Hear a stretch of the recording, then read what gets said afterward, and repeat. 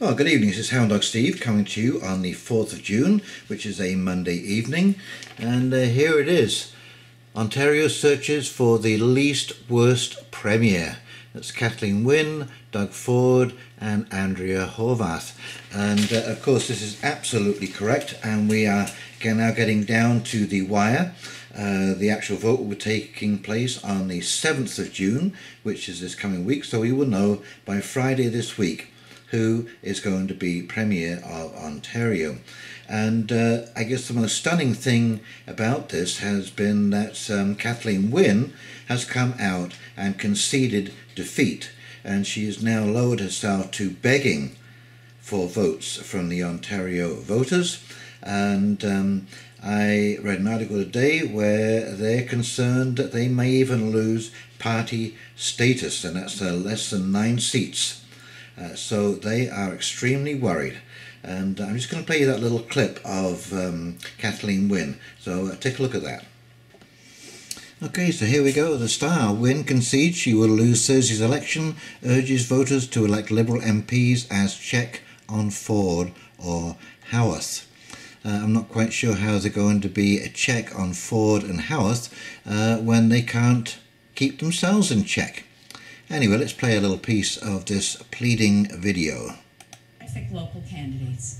They deserve your support. They'll fight for your votes, and I will fight for them, even though I will not be Premier after this election. Well, I think you can tell I'm emotional. It's hard. It's hard because I know there are Liberals who believe in us and believe in what we've been doing and what they are doing, and some of them are going to be mad, you know, they're going to be saying, Kathleen, why are you doing this? Why are you saying this? Some of them are just going to be sad. And I just, I am talking to them, but I'm talking to everyone in the province. You know, we gotta think hard. And I'll be talking to lots of Liberals. I'm going to be campaigning. You're not getting rid of me. I'm going to be campaigning really hard right through until that last vote is cast, because those local fights are really, really important. But it is hard. I'm not going to pretend it's not hard. For someone who's as competitive as I am. So, Wynne in power since succeeding Dr. McGuinty in 2013, the first female Premier in Ontario history, said neither Tory leader Doug Ford nor NDP leader Andrea Howarth should be given a blank cheque. On June 7th, voters will choose a new government, she said, against the backdrop of Liberal staffers' children frolicking on the school's playground. So they can't even do that naturally. They have to get staffers in to romp around and give the impression of a nice, friendly family setting. Now, personally, I think that it is an absolute disgrace that a Premier should come out and firstly concede defeat, because you know, this really does show your true colours. A strong person, a strong leader would not be doing that kind of thing. They would be committed to the game right until the end. They would be holding their point. And of course, you see, the problem is that most of the platform of the Liberal government is to fix the things that they in fact have broken over the last 15 years, such as healthcare, mental health care especially, hydro prices, cancellation of gas plants, bribing of candidates to step away from a candidate's race. There's just been an endless stream of suspect stories coming out of this government, not to mention, and not the least of which, is virtually bankrupting the province, and any party that does get elected is going to have a tough time. We have a debt in Ontario of $325 billion. It is the largest non-sovereign debt in the world, and we are paying $1 billion in interest a month on that debt. So this is clearly unsustainable when you couple that with the promises that every party has made. But please do not be surprised to see a Doug Ford progressive conservative majority. There has been a wave of populist governments elected. Slovenia this weekend just elected a populist government, an anti-immigration government, an anti-EU government. And Italy too has formed, they went right-wing in their last elections, and they elected the Five Star Party and the Northern League, and they have now formed a coalition. So let me just break to a little clip that I want to show you about that, just to let you understand why there is a populist revolution taking place across the world. Okay, let's take a look at that. So here we go. Italy, EUO. Interference from Brussels is being blamed for the new political storm brewing in Italy. EU busybodies are accused of applying pressure to the Italian establishment following President Mattara's decision to veto an anti-Euro PM and install an unelected IMF banker. Who are these people? Come on, look at this. An IMF banker. Look at this guy. Looks like I don't want to say it, but he looks just like he's right out of the mafia. Okay? Ha ha ha ha ha. I'm going to get appointed to that position. These people are beyond belief. Former UKIP leader Nigel Farage waded into the argument, insisting there should now be further elections in Italy. If Italy gets another pro-EU appointee as Prime Minister, expect real anger. As Jacob Rees-Mogg told The Sun, the situation tells you all you need to know about the European elite's suspicion of democracy and desire to thwart voters who have been impoverished by the ideology of the EU.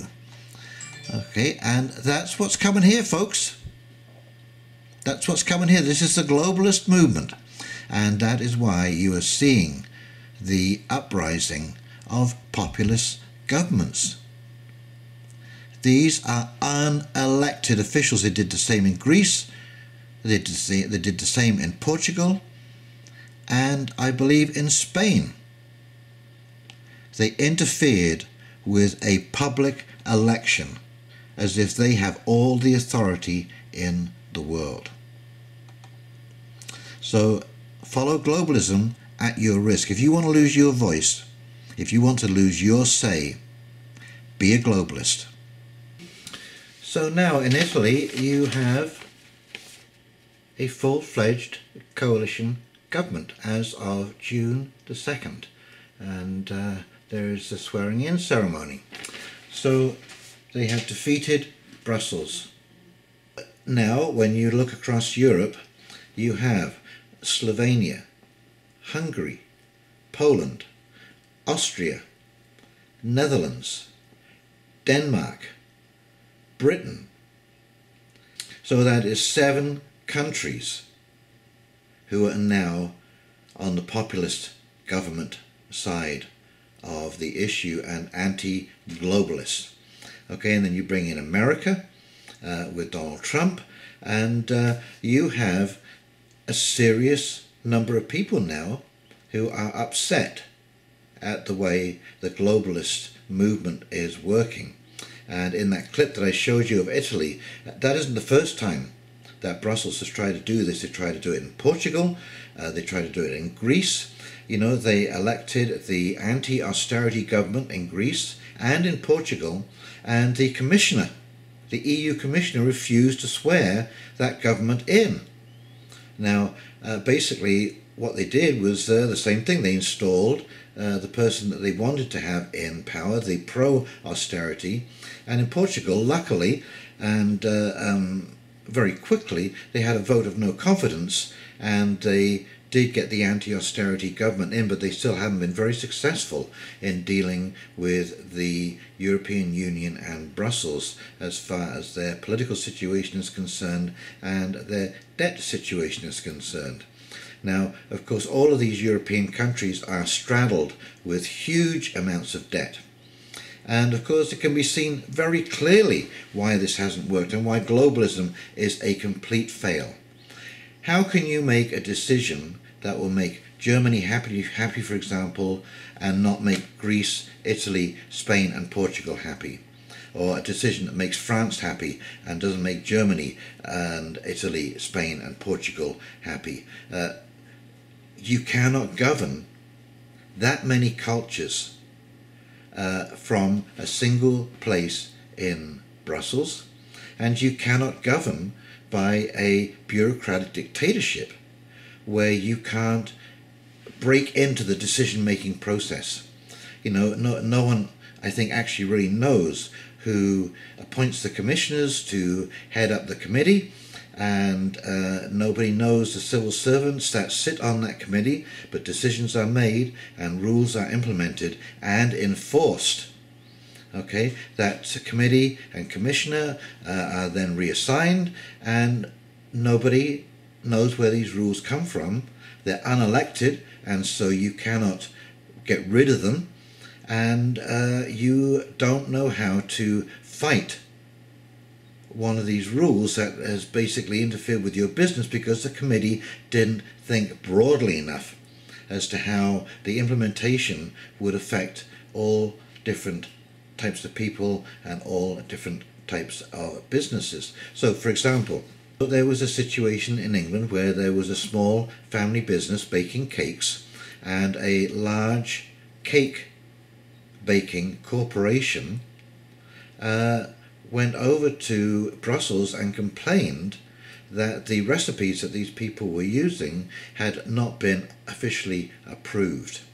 They had something like 153 recipes, and after wrangling for 3 years, which nearly bankrupted them, by the way, because they were a small family business, they had to register those recipes at something like £1,000 a piece. And of course, they went bankrupt, went out of business, they are no longer there, and all in the process of trying to defend what they've been doing for years and years and years as a family entrepreneurial business that was a glowing success and an incentive for anybody who might want to start their own business. And this is the problem with these huge bureaucracies. Okay, they do not work, they do not look out for the best interests of the people, and now, that's why you're seeing this populist reaction. I think people around the world are realizing that the whole decision-making process is being taken out of the hands of the people by the people who are supposed to represent them, and they're being taxed to death to pay for these idiotic projects and protocols and regulations that only corporations can afford to deal with and to survive. And this is a way to end the entrepreneurial spirit and mom and pop size businesses. And this is surely a goal, because at some committee somewhere in some dark, dusty, cobwebby office, a bunch of bureaucrats decided that small family businesses were inefficient and didn't fit the globalist model. So I think we can continue to see a populist pushback. I think that you are going to see quite possibly a majority PC government on Friday, because people are getting fed up with being left out of the process. You know, when you are paying the bills through your taxes, you want to say, when I go to a restaurant and I pay for a meal, when I order a meal, I get to choose what comes out of that kitchen because I'm financing that meal. Okay, well, it's the same with government. The government has no money of its own. It only has our money and our labour to finance its operations. Okay, and so it's up to us to take back that responsibility and that right of remembering who's in charge in this situation. It is not the government. The government is not in charge. It is the people who are in charge. And I believe that we are going down a completely dead-end road. This globalism, where it's failed everywhere in the world. And if somebody can name me a country where the Marxist model or the globalist model has succeeded, please let me know, because every single one has collapsed and had to reorganize itself and rebuild itself much more on a capitalist/populist type model. And we see in Venezuela, Brazil, Argentina, of course Russia, they collapsed and have come back. China had the Cultural Revolution, and of course China is going down a terrible route as well. They will end up suffocating themselves because they're becoming isolationist and excluding all information from the rest of the world to the general public. And this is so bizarre because China is encouraging North Korea to not do that and to take down its borders and embrace a little capitalism and democratic reform in that country by joining with South Korea finally. And who knows, maybe those talks will succeed, but I'm kind of digressing here. So you have to remember that populist governments are a reaction, okay, that they are coming about because we've moved too far to the left. It's not my opinion, that is just the evidence that's on the ground. Okay, and somehow the psyche of the public, not quite sure how this actually works, maybe it's through osmosis, not quite sure, but the public just, they seem to get to a point where they're going, whoa, whoa, whoa, whoa, whoa, whoa, whoa, whoa, whoa, wait a minute here, what the heck is going on? And we're at that point, folks. So expect a Doug Ford win on Friday. I'm hoping it's going to be a minority because the world is in such turmoil at this present time that you don't want somebody with a majority to have a knee-jerk reaction to something and do something absolutely crazy.